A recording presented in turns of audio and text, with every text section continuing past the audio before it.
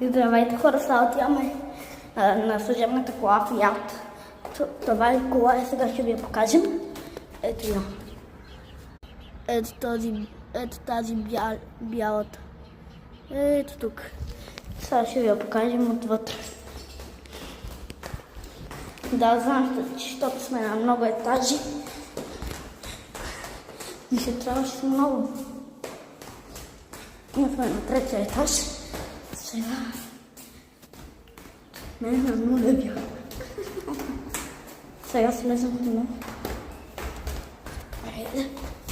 Айде, тръгваме към колата. Yes.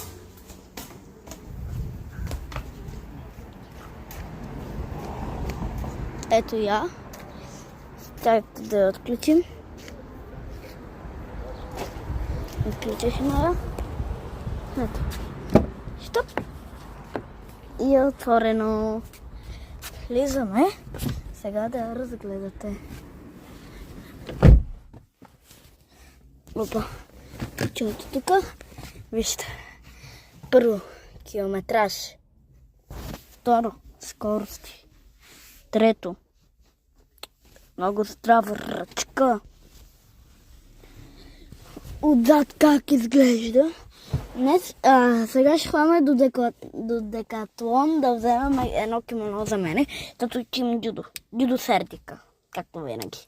И казах ви, Fiat. И гледайте, фащаме го. Ето това, не знам. Ето това, знаете ли какво е? Това е за да го хванеш, да ти е по-удобно.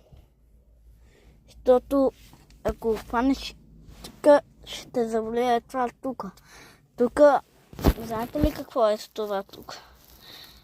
Госпожата ми каза, защото тук това е сърце. Но аз не виждам. Така че не е верно. Дъвки, ама няма вътре нищо, ето. И това е. Ето, кастофон. И ключа. Ето къде се пали колата. И там от Декатлона ще ви направим клип. Да видите.